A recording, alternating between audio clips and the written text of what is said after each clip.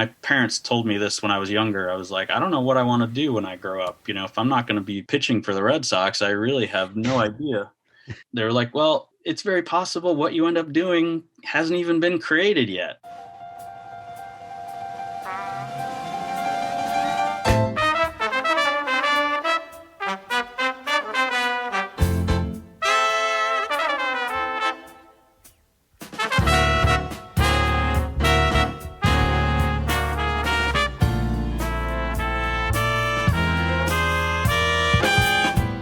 Dave Bolger here, and welcome to Had I Known, an exploration of the Hamilton College experience. This week's guest is Adam Hirshfield, class of 1999. Well, that was some week, wasn't it? Whew. You realize why they say sleep is important when you go a week straight of marathon cable news watching and Twitter consumption, and waking up on the couch at 4 a.m. to start it all over again after a few hours of restless sleep. Boy, that was a week. I thought about not doing a show this week, partially because I needed the rest, and partially just to let everyone catch up on everything they missed over the last week as we all were obsessing over vote counts. And then I thought, well, let's just have some fun and get back to the heart of what the show is about, talking to interesting people with interesting stories connected to Hamilton. So that's what I did. This week's guest, absolutely an interesting guy, has a deep connection to Hamilton. It's a family affair for him. If you don't know Adam, you may know one of his siblings, one of which currently works at the school. If you don't know his siblings, there's a chance you may know his father, Professor Stuart Hirshfield, legendary computer science professor at Hamilton. And he has a deep connection to this very radio station, WHCL-FM, Clinton, New York. If you were on campus or in the Mohawk Valley in the mid to late 90s, chances are if you tuned to 88.7 FM, you heard this. 88.7 WHCL. I love the L. Yep, that's Adam Hirshfield's voice right there. But that's not all he did. You want a little bit more? You want another taste of the voice of WHCL circa 1997, 8-ish? How about this gem? Only 16 teams remain. 16 teams with one goal. A national championship. Tune in to WHCL this Friday night at 5:30 to hear men's basketball continue their quest for a national championship as they take on Williams College in the Sweet 16 of the NCAA tournament. WHCL Sports. We've got it covered. So a few fun facts about that one. There's a good chance I wrote the copy for that basketball promo. So if you have a problem with the copy there, with the words Adam was saying, that was probably my fault. But the music, the music and the professional read there, that's all the genius of WHCL's production director, Adam Hirshfield. And while at that point I did not know I'd end up in a career in marketing and advertising, I did write that tagline, WHCL Sports, we've got it covered. So clearly the genius, the ad genius in me was coming out already way back then. So in addition to Adam's connection to Hamilton and his connection to this radio station, I was interested to talk to him about his career path. He has seen quite the evolution in sports journalism over his time, working both in print and newspapers and in online publishing. And that experience brought him to where he is now as an editor at The Athletic. It was good to reconnect with Adam. Some fun stories in here. Hope you enjoy it. Here's my conversation with Adam Hirshfield, class of 1999. Well, hello there. How are you, bud? Good, how are you? Good. What's going on? Oh, haven't slept in a week and, Why is that? It's not like anything interesting is going on in the world. I got to stop waking up on the couch at 4 a.m. to see what I missed. Exactly. Which is largely nothing, but, Yeah, right. Exactly. Oh, God, there are another 1,000 votes. right. So I figured what better way to encapsulate what's going on this week by talking to you. Yes, exactly. Exactly. Because the Athletics political coverage has been I will break top-notch. it down Kornacki style, or whatever the guy's name is. Yeah, where's your map? I don't see your map behind you. Yeah, my map looks a lot different. Yeah, it's been insane. I can't even imagine. It's like, the people particularly who focus on this kind of stuff for a living is like, I mean, I've worked at newspapers before, and I've dealt with stuff like elections, and it just doesn't stop. It just doesn't stop. Right. And it's wild. It's wild. It's exciting because a lot of those people are doing incredible work. Like, it amazes me what some of these folks on cable news are doing, just like staying for all night and coming back and then just right back at it. And yeah, obviously this kind of thing doesn't happen too often, but like, it's wild. Some of them are doing really incredible work. It's neat to see. The thing that just blows me away is if you blink for a minute, you've missed the story, right? There's a new story every second. Like, right. Even like the day after, I guess it was Wednesday, I listened to The Daily, right? Mm. Great podcast. New York Times doing a great job with that. Yeah. It was irrelevant. They recorded it at 5 a.m. Exactly. They recorded it at 5 a.m. Wednesday morning. And at like 10, amazing. When I listened to it, it was irrelevant. Like, how completely do you past. Yeah. It's like, it's amazing. You're absolutely right. It's like things happen so quickly, and we're attuned to any of those changes being such a big deal that, like, oh God, we got to pay attention. Oh crap. Did I miss something on Twitter? Right. Okay.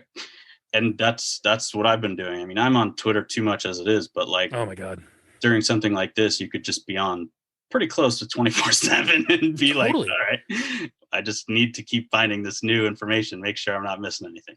The thing I feel like I've discovered this week is that I follow too many people on Twitter. Yeah. Because like, I'll follow things related to my work, yeah, or, a bunch of sports stuff. And it's like, get out of the way. This, I don't care about soccer now. Come on. Who cares about this? It's wild. So this crazy week aside, how you doing, buddy? I'm doing all right.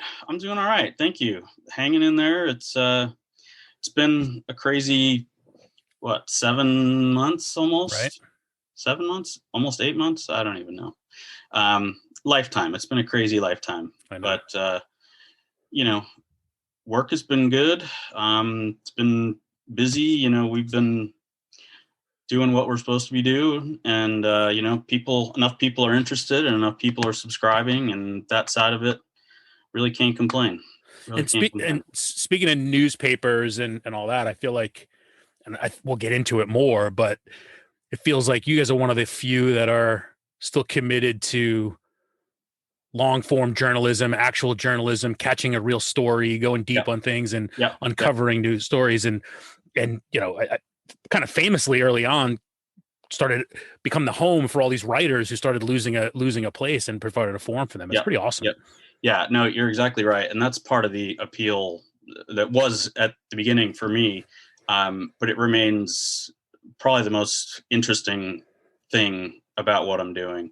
And to be sure, there are very few writers who are doing only these huge long form pieces, that take a couple months literally to put together between all the research and reporting and digging for information and interviewing people. And so there's a lot of kind of daily stories mixed in, people who are on a certain team beat, they're keeping up to date with whatever team they're supposed to be covering, and, looking ahead to the off season, and talking, NFL writers talking about injuries and, how COVID might affect a certain game, or, any of those sorts of things. So there's plenty of that, but you're absolutely right. It's one of those, the long form stuff is so fascinating to me, and it's such a fun part of what we do. And it's really part of the reason it's interesting is, everyone has to work so hard on it. It's like there's so many moving pieces that need to come together for it to be a good, cohesive, but engaging story.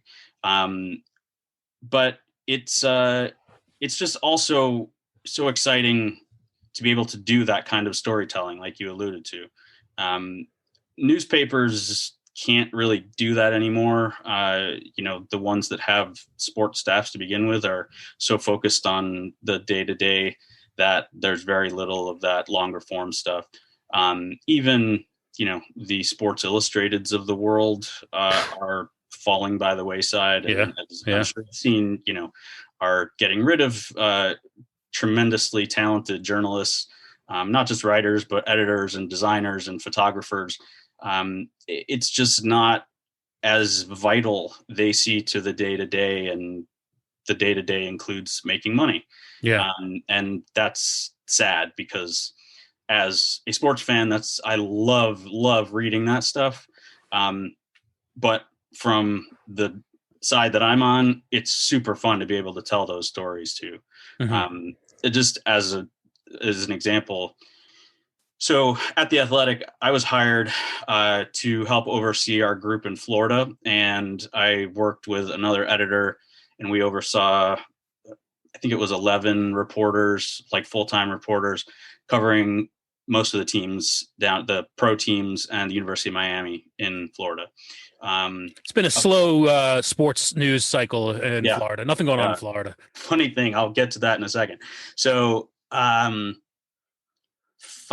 months ago, our company had a little bit of a restructuring. It was amid the pandemic.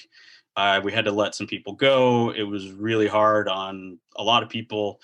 Thankfully, I was able to keep my job, and they actually moved me to help oversee our group in Cleveland and Columbus, Ohio.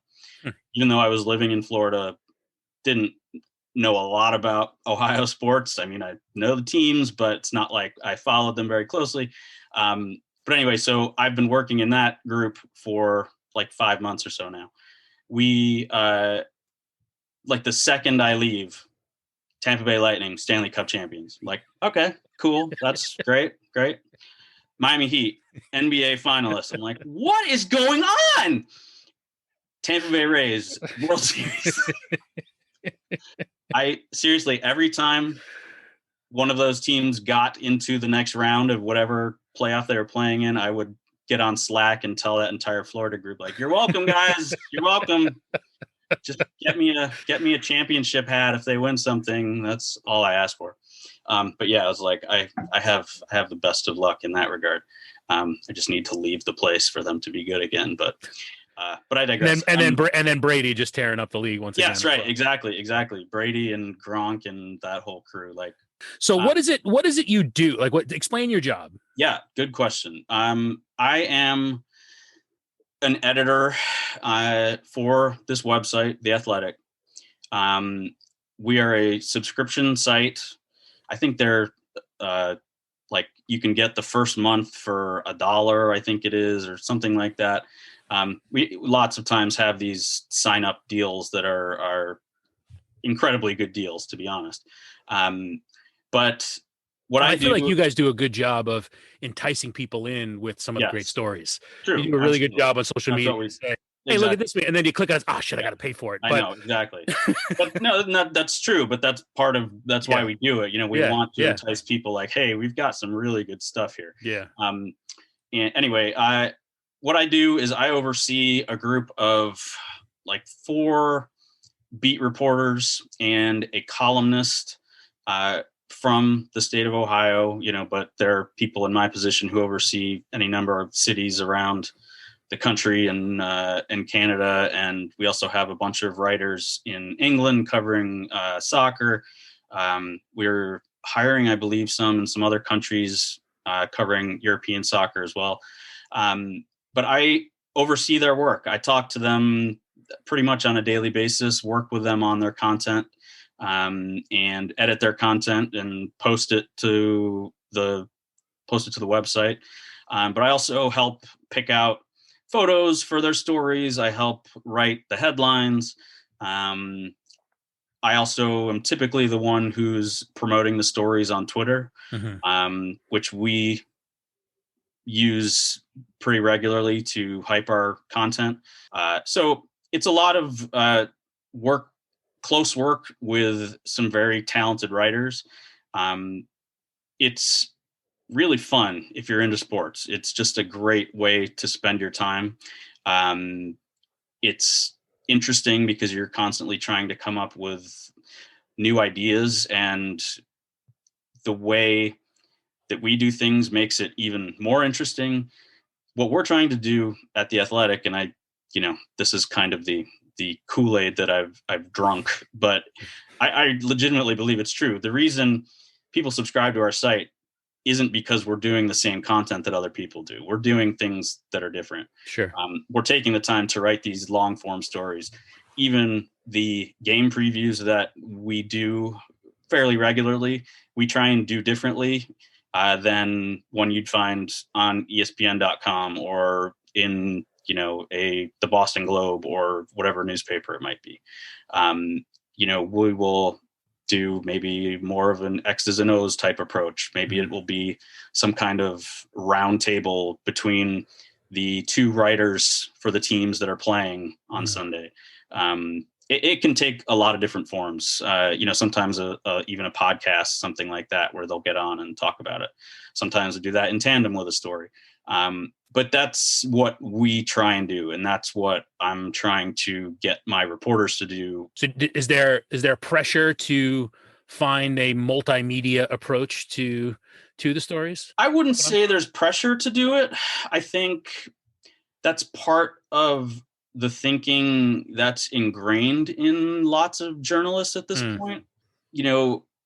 Maybe 5 or 10 years ago, it would have been like, all right, we got to think of something extra we can do. Can we do a photo gallery, or can we do, what can we do? Chat with a reporter or chat with a player. Yeah.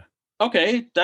Those are great. And I've done all of those things. But now I think that notion is fairly ingrained in the minds of certainly digital journalists, and even ones who may have come up in the print side as well. Sure. Does the subscription model alleviate some of that pressure? I imagine on an ad supported model, there are page view goals and all that sort of crap. You're 100% right.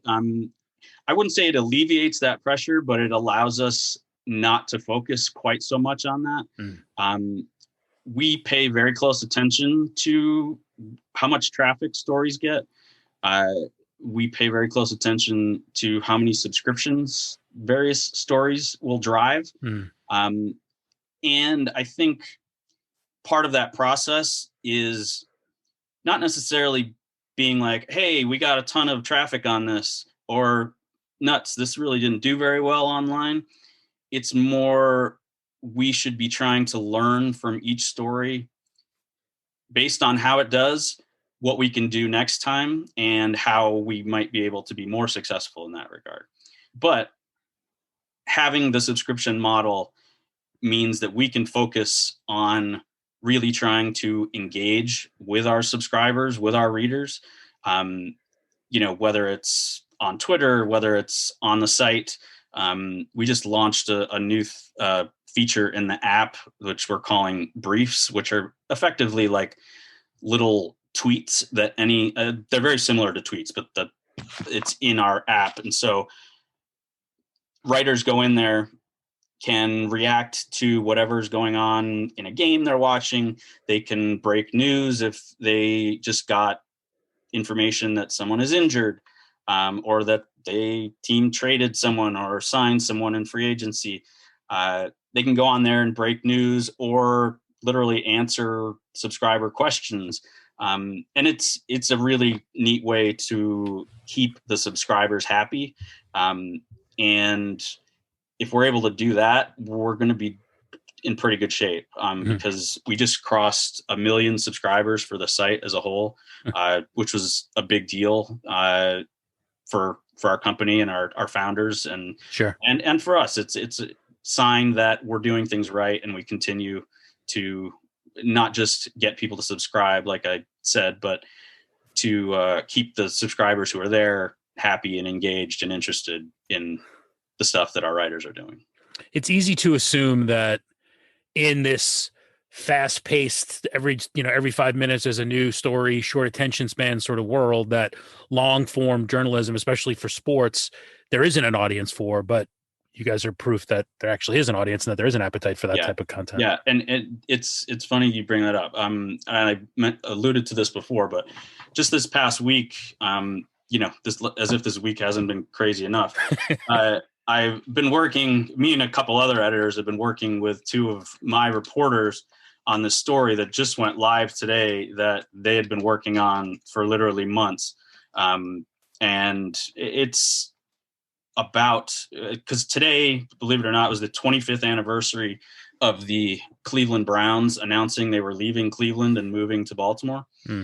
And so it's really an incredible story. It's like right out of Succession or Billions or something. As my reporters were coming back to me every couple days, like, oh my God, I just talked to this guy. You will not believe what he told me. And it's like secret meetings on airplanes, in, airport hangars, all this incredible stuff. It's such a wild story. It's just amazing. But anyway, my reporters spent literally months putting this together. It ended up being, they could have written easily twice as long, but it ended up being somewhere around 5,500 words or something, which is really, really very long. Yeah. Would never appear in a newspaper at probably a quarter of that length, much less half. But it's an incredible investigative story that our people just, the fact that we work for a site like we do, the fact that we work for a company like we do, gives us so much freedom to pursue those kinds of stories. And sadly, there aren't many outlets around the country, and much less in the world, that would allow for something like that. Yeah. So today, watching this story go out and watching people respond to it, not just on Twitter, but, in comment sections and that sort of thing, it's like, all right, we did something pretty good. And believe me, I take hideously little credit for it, because I was far from the creative force behind it, but just playing any part in it was pretty cool. That's awesome. It's a fun experience. Well, now anyone listening to this is now going to have to go out and subscribe to go read that story. Exactly. We'll sell some subscriptions with this conversation. You got it. I would love it. Here. So let's go back and work our way into how you got to this point. Yes. And go back to your time at wee old Hamilton College.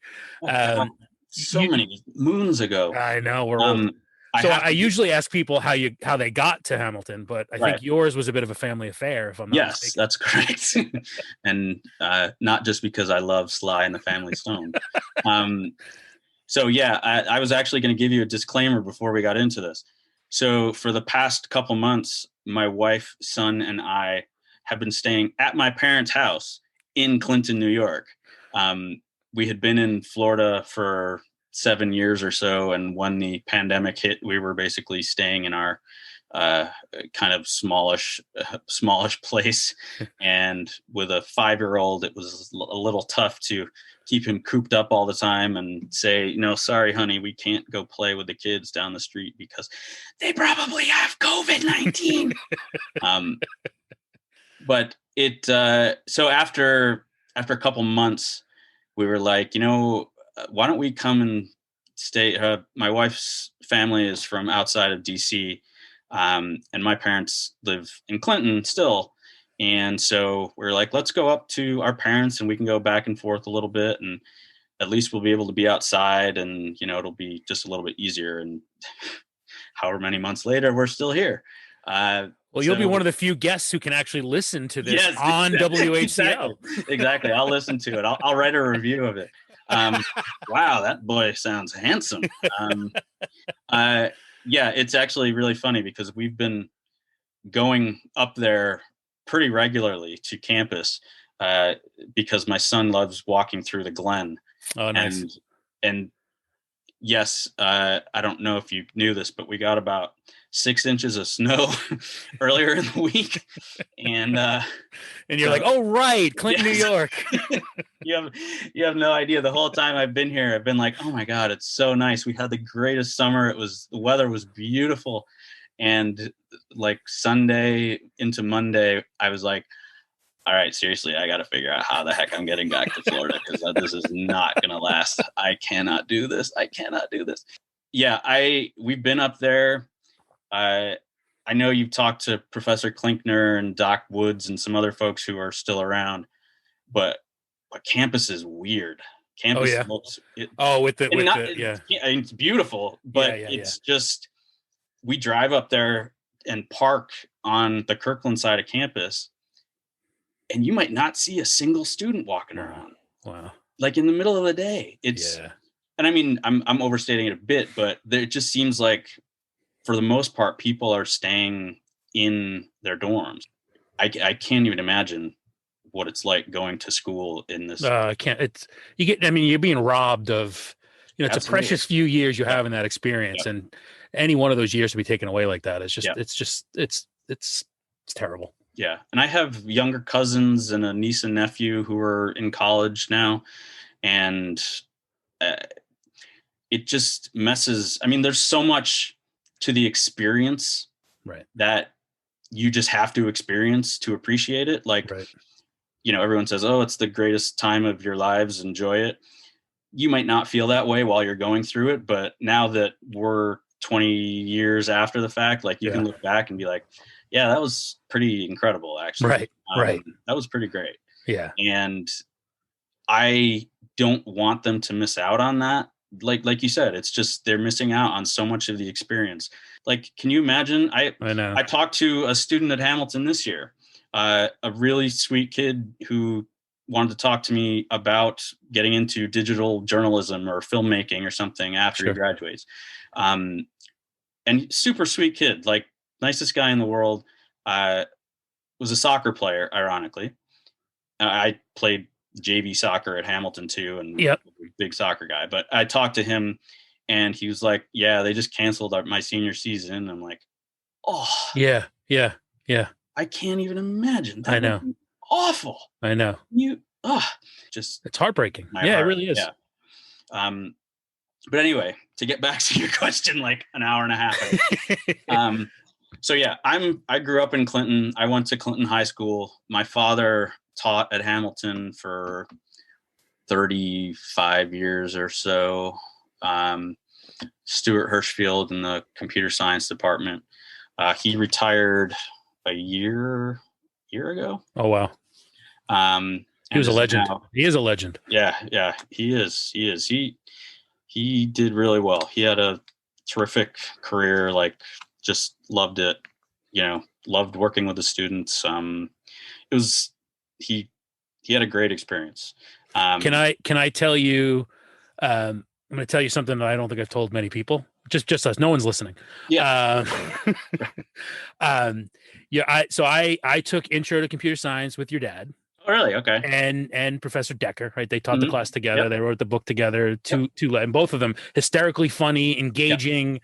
I was like, this is amazing. And I got an A in the class. Wow. And, it was my first year, so it would have been spring 1996, I guess. I came in the fall. Yeah. So early days of the internet, early days of the computer. Yeah. But I'm like, and this is it, right? Computers are the thing. The internet's this new big thing. I might minor in this. God, this is great. I got an A in this. And then I take so then my sophomore year, I sign up for like computer science 1 with your dad. Loved him, great. I remember like every day we would talk baseball. I was a big Cardinals fan. The Cardinals were in the postseason. He would like bust my chops about that. And it was all Java programming, and I was like, duh.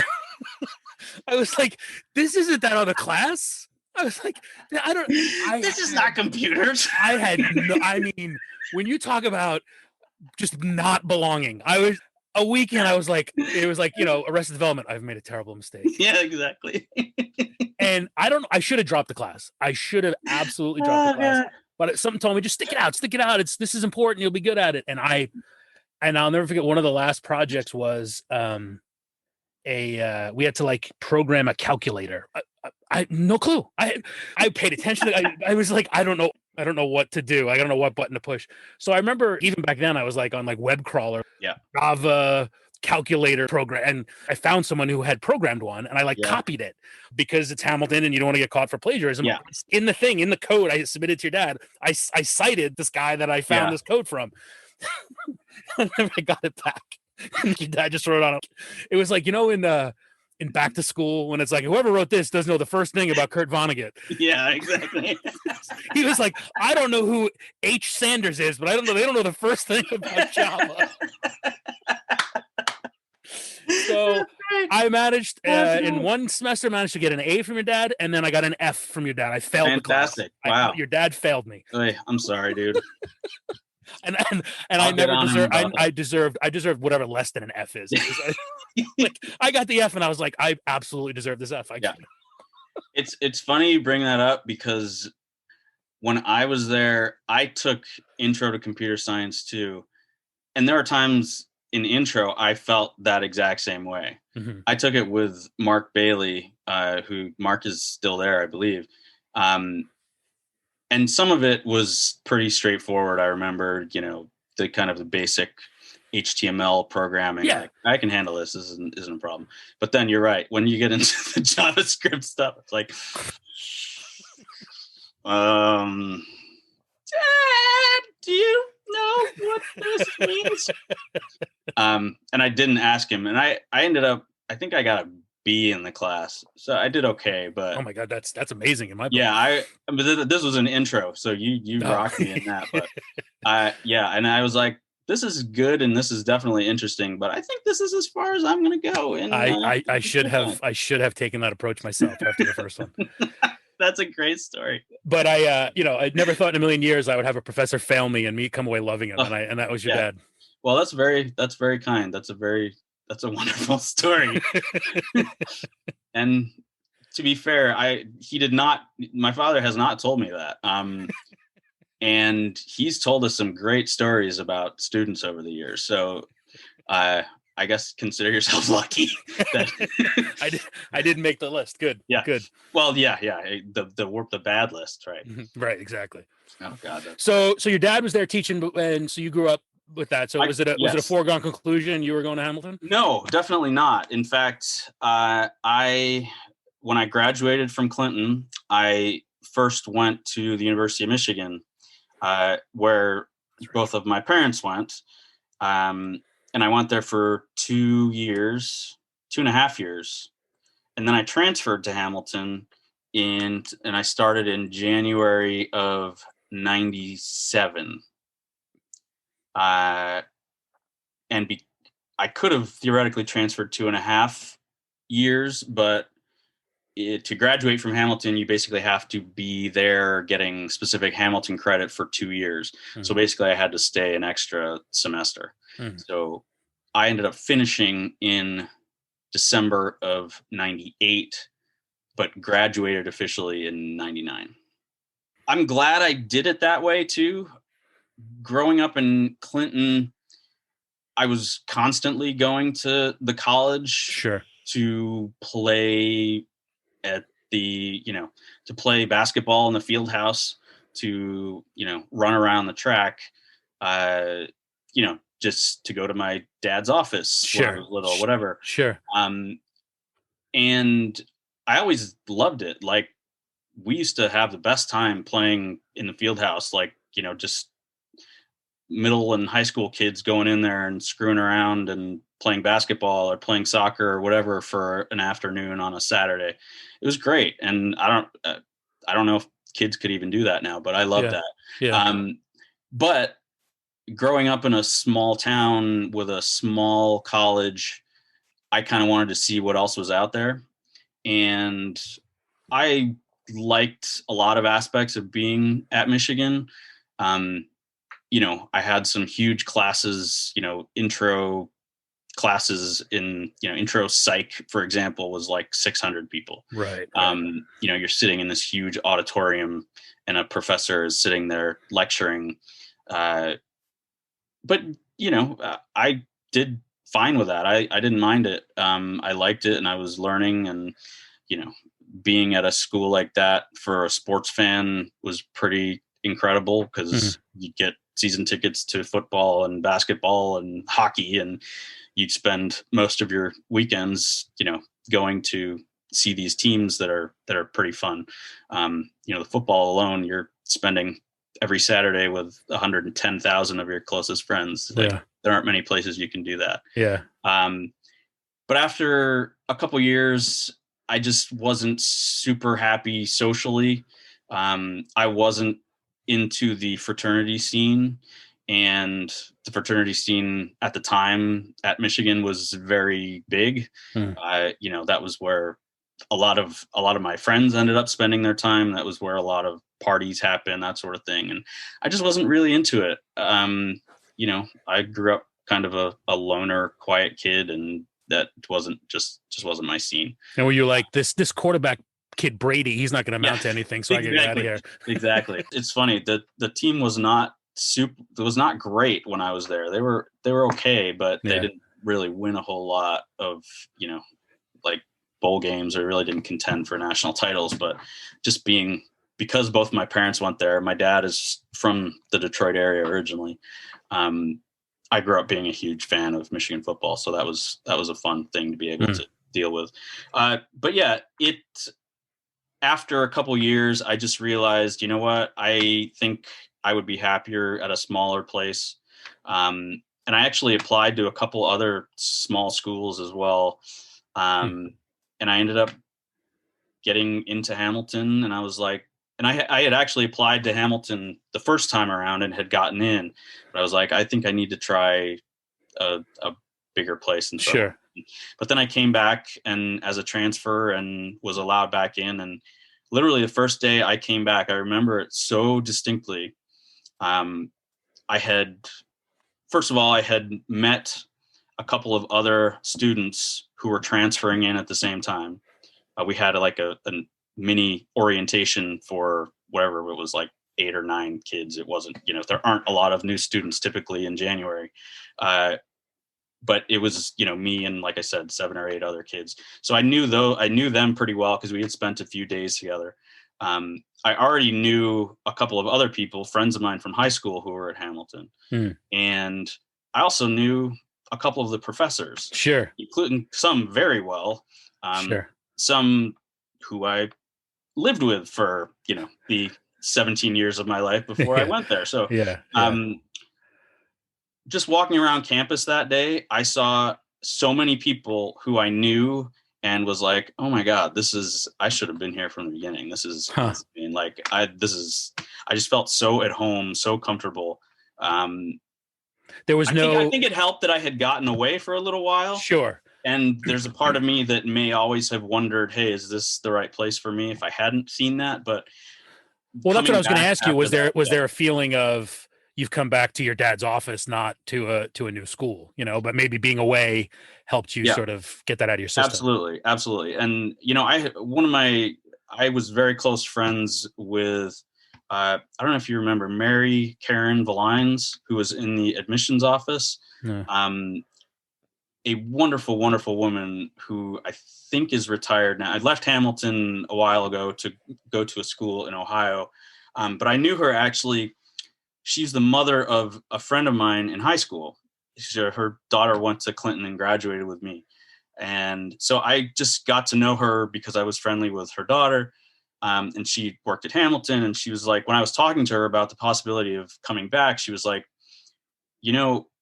I understand your trepidation in coming back because you're going to be so close to your parents. You're going to be close to your high school. You're going to be close to all these people that but you can make the college can be as different and outside of Clinton as you want it to be. It is its own environment. If you don't want to be a part of Clinton, if you want to stay up on campus, you can make it a completely different place where you find things you've never gotten into before, where you don't have to deal with any of the aspects of that you would as a high school student in Clinton. And it's not that I didn't believe that. I just felt like, all right, it's still going to be, I'm still around town. I'm still, the only thing to do is still going to be to go to Sangertown Mall and play, whatever video games at the arcade. Yeah. But it was one of those situations where she was 100% right. Like I was up on campus and I forgot that my high school was 3 minutes away. Yeah. You know, it was like a totally different world, like completely separate. And of course we could go into town if we wanted to go to Subway, or, you know, when I was of age, if we wanted to go to the Rock or the VT, fine.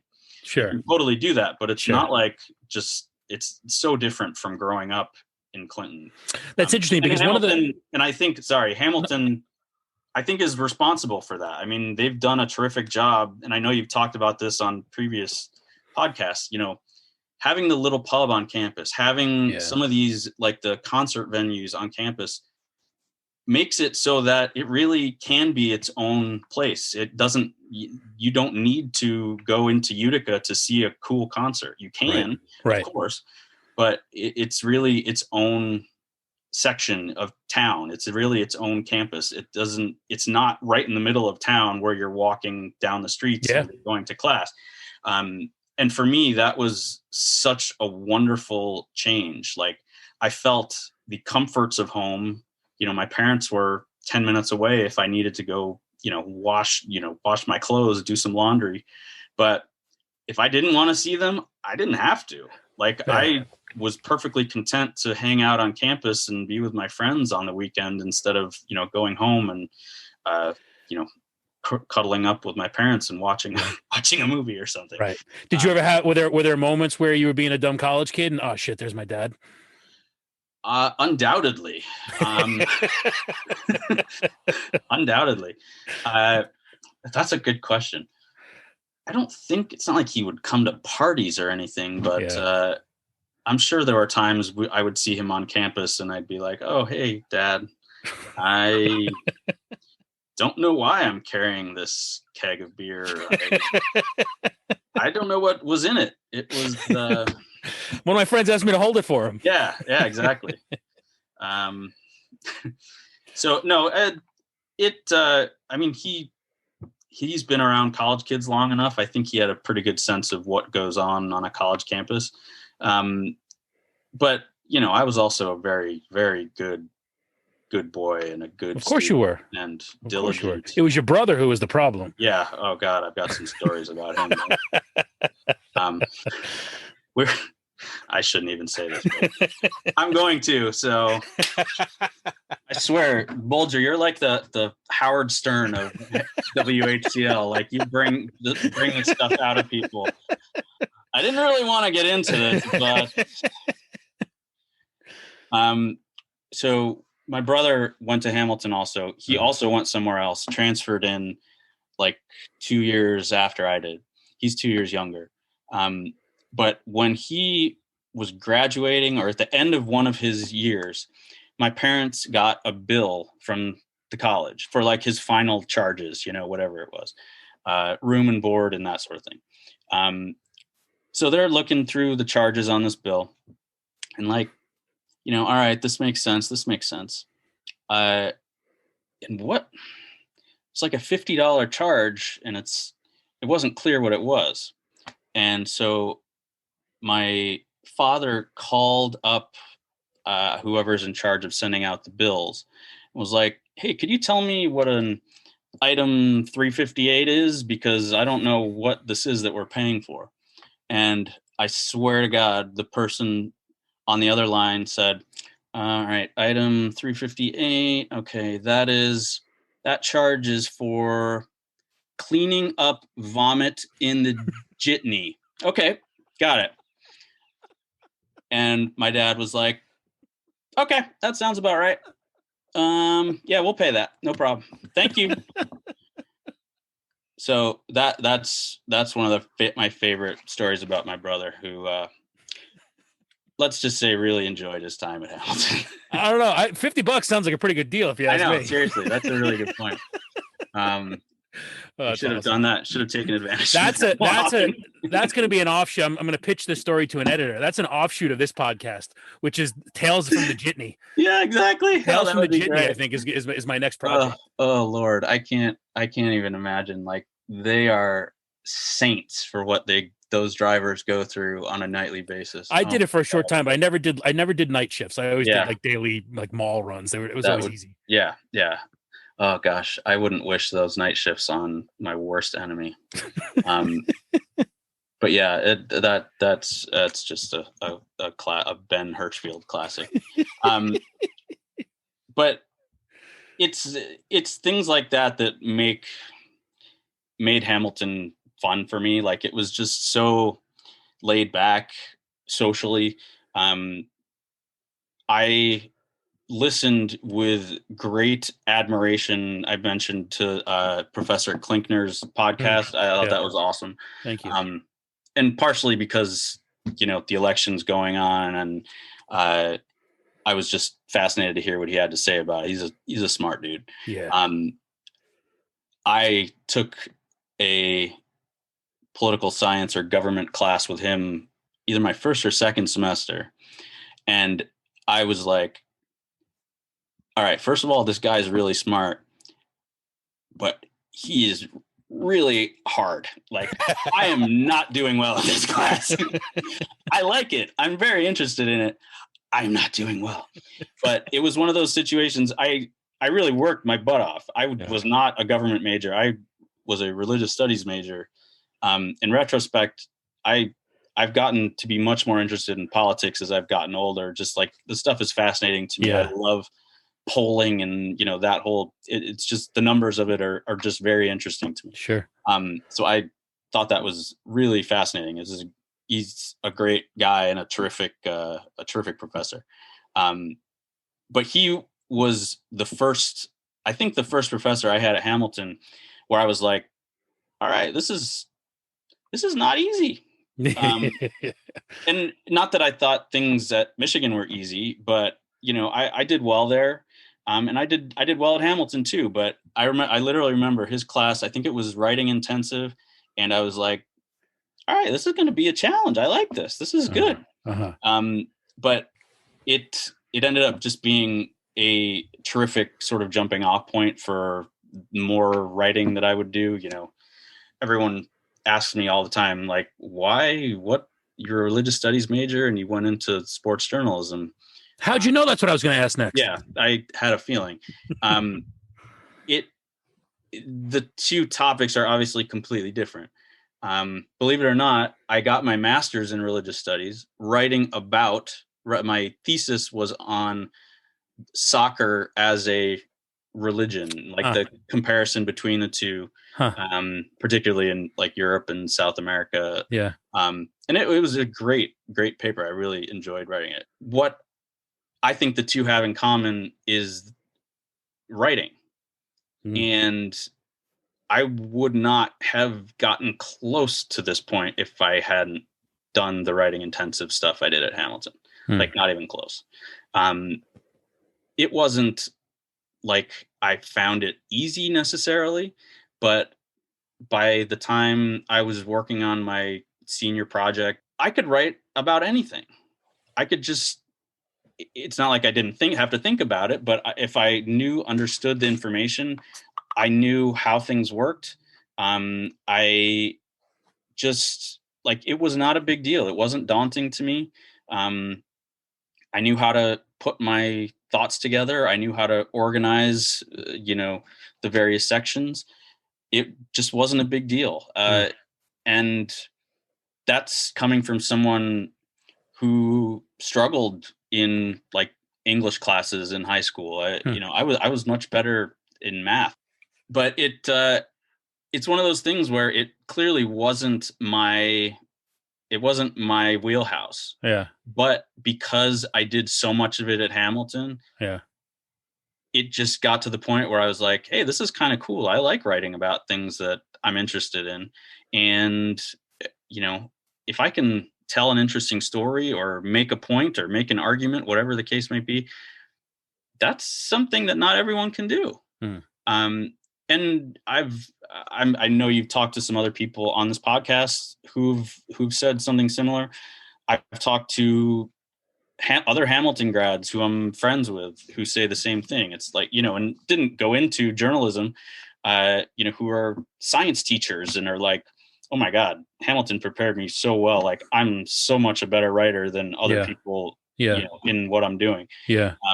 And it's just because you have to sit down and do it. Like Right. it's not something everyone can do, but the more you do it, the more practice you get, the more help you get, from writing tutors or professors or whomever helps you through that process. Like it's just so incredibly useful.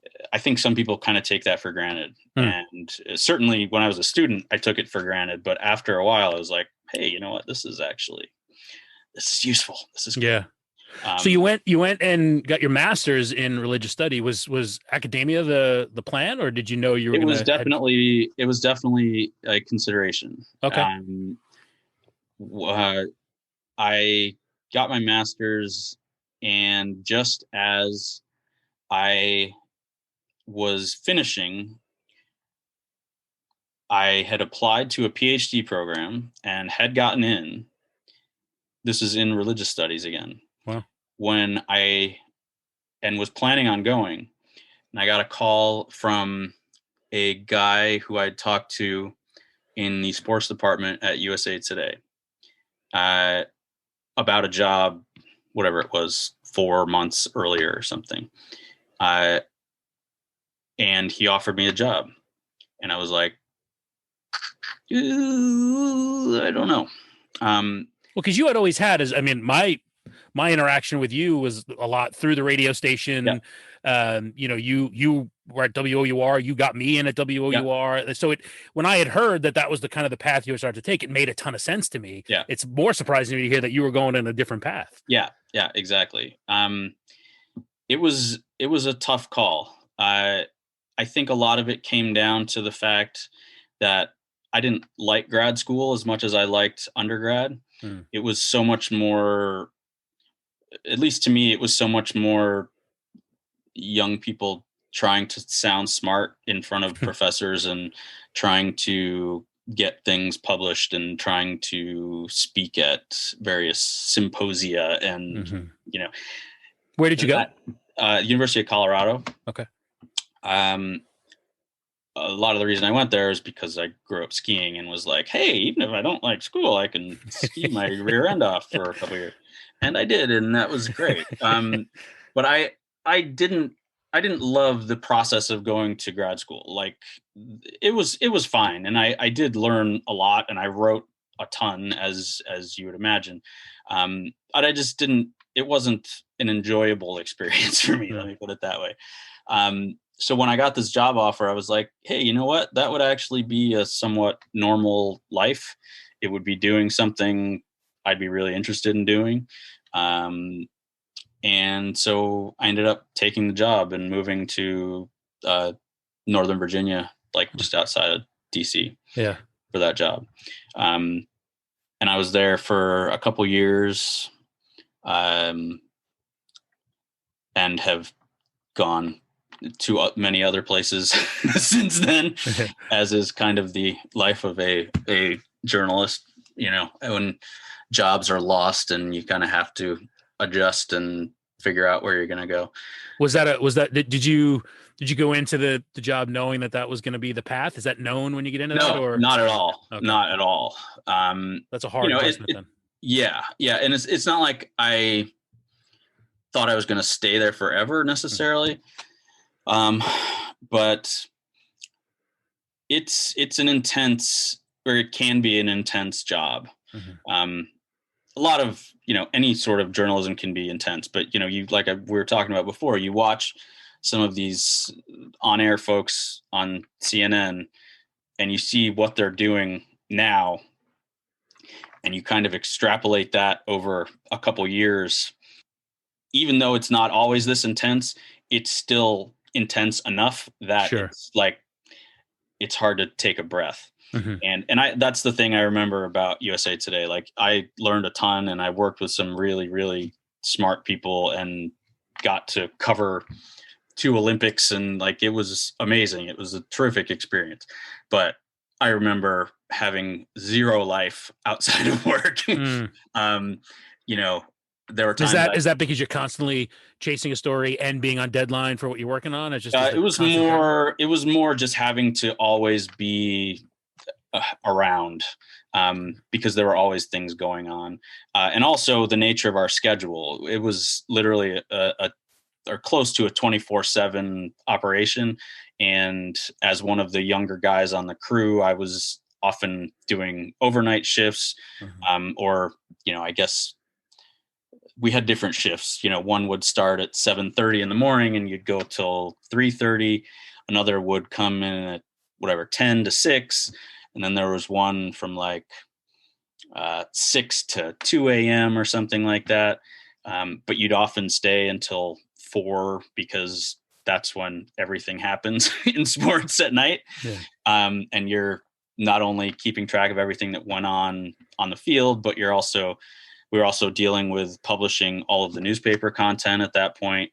So it was a lot. It was very, very intense. I remember while in school, and I very much wanted to get into sports and sports media, and I remember applying for a job at, I guess they were the Blizzard at the time, the Utica Blizzard, the minor league hockey team.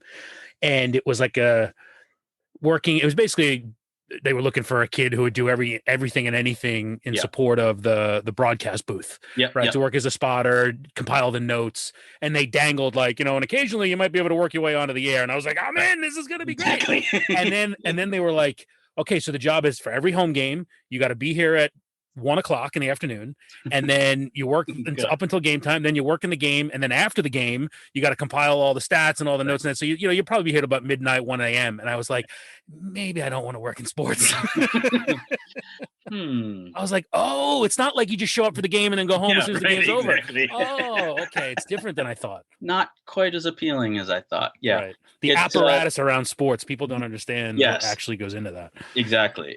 Oh, you're 100% right. It's wild. It's wild. There's so many things going on behind the scenes that so many unfortunate people are responsible for.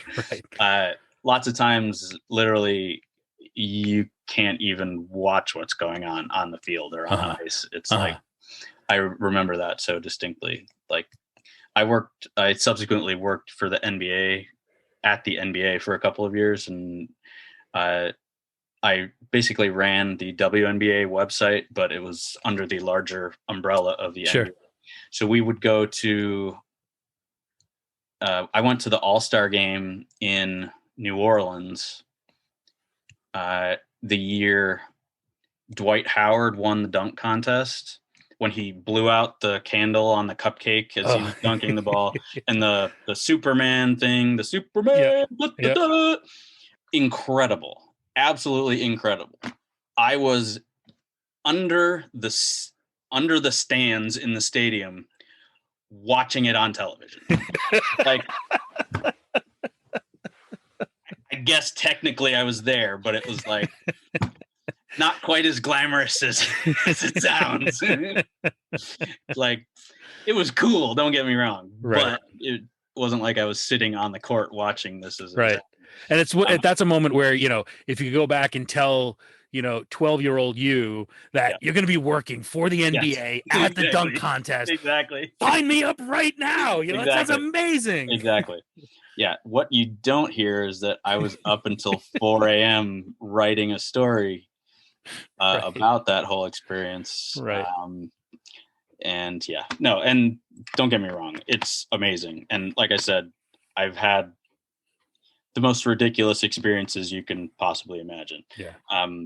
As a result of working in sports. And so do you feel that then in that regard? With it's always going to be a highly desired industry to get into in some regard. I think, and these damn kids coming in now who are digital natives and are far better trained than we are to have portfolios ready and all that sort of crap. Like what did you, when you applied for the job, were you thinking about, here's all my portfolio of all my writing sample? I maybe did a little bit, but not like they have now, Certainly not. No, certainly not. And when I started, whatever, close to 20 years ago, I had almost nothing. You know, Right. it was like, Right. oh, I covered golf for the Spectator for a semester or two. As goofy, I shouldn't say goofy. It was a little goofy, but I was friendly with you, and I was friendly with Elliot Nix, who I think was the sports editor before you. He predated me as a sports Yeah. editor. Yeah. Elliot's a great guy. And, Yeah, he is. And I don't remember if I asked him or he asked me, but he knew I was into sports and was like, "Hey, do you want to cover something?" And I was like, "Yeah, sure, that'd be great." So I covered men's golf for a semester. Bob Simon, who may he rest in peace, the greatest dude in the entire world. Mm-hmm. He was another guy who I've known forever.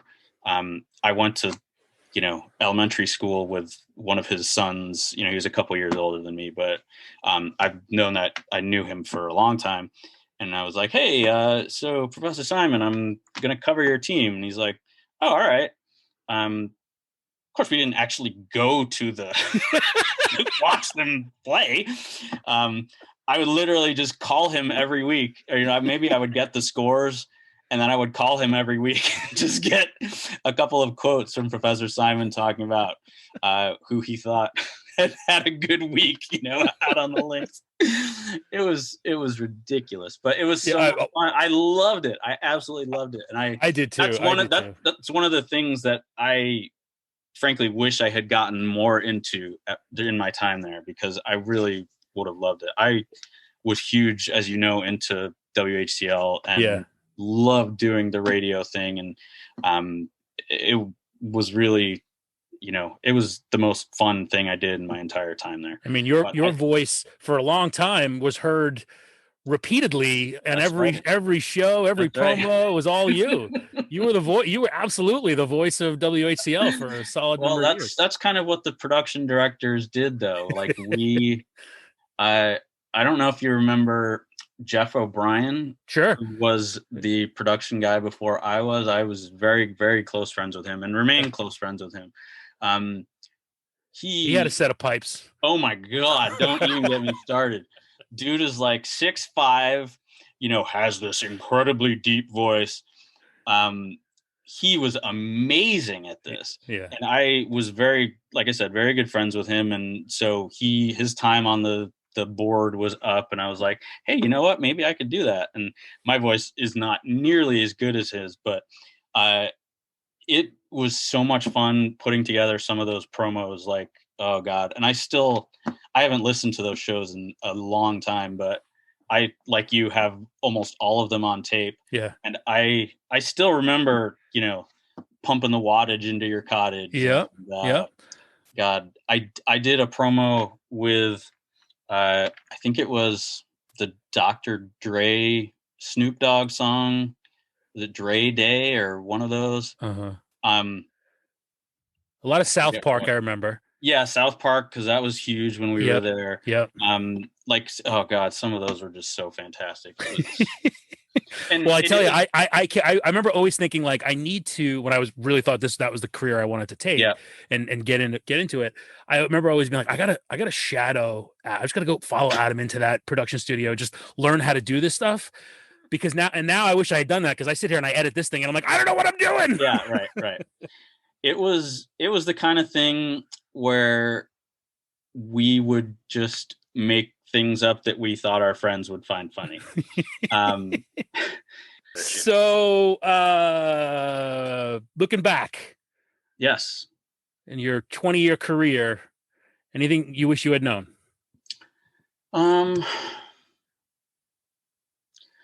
I've been thinking about a good answer to that. One piece of wisdom is to not throw up in the jitney, because they will make you pay for that. That's a good lesson. No, I think there's a part of me, to be perfectly honest, that as much as I like a lot of what I'm doing,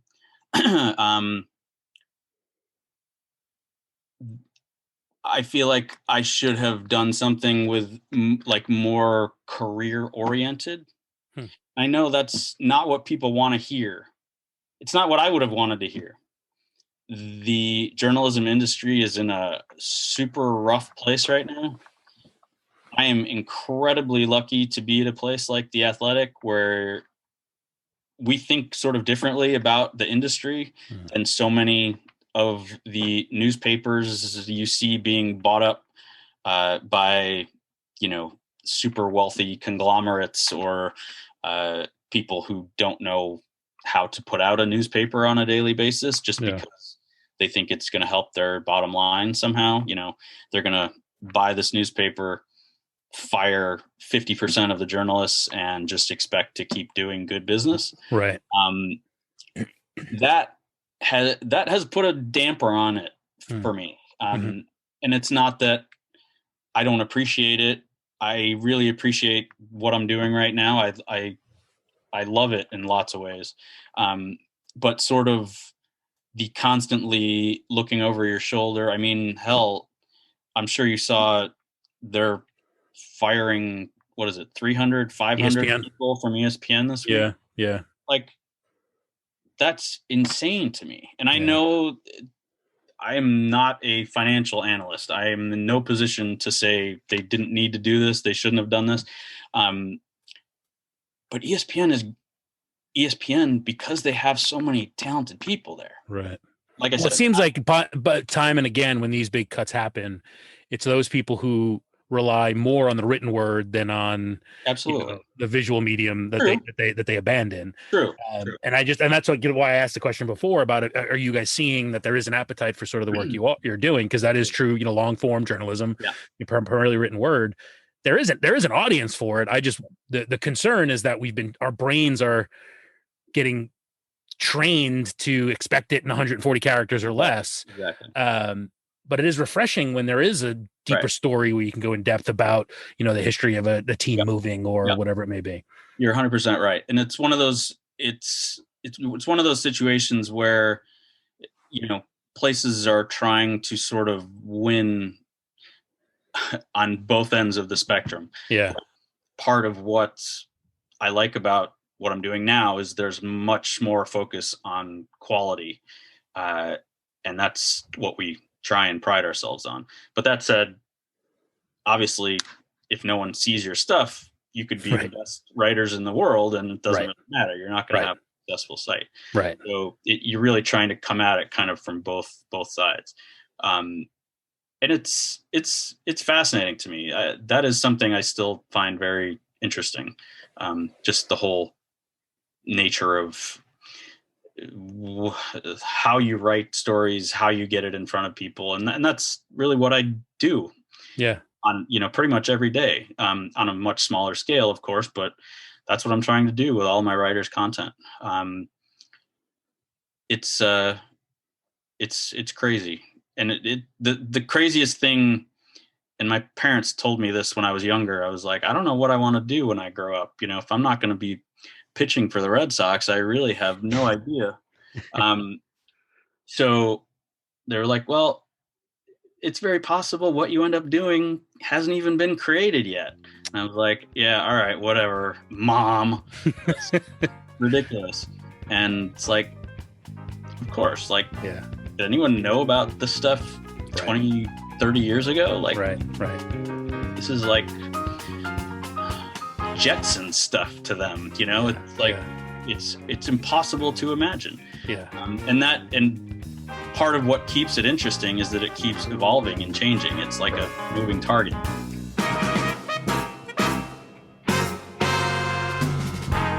All right, that's Adam Hirshfield, class of 99, editor at The Athletic. There have been a few people in my life that, no matter how often or how rarely I see them, they make me happy.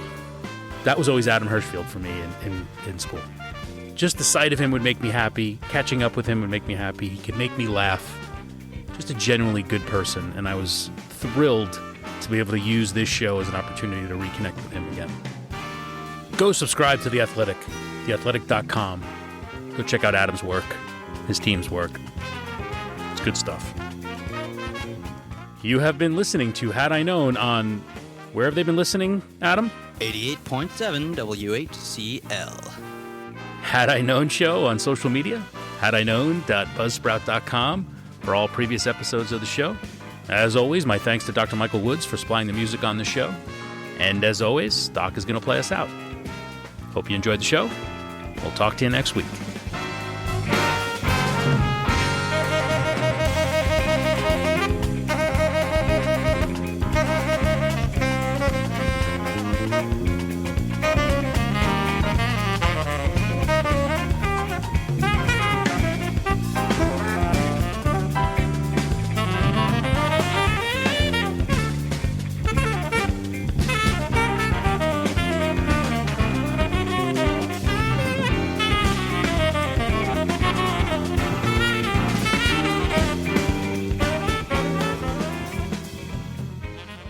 Had I Known podcast show on your radio or take it to go.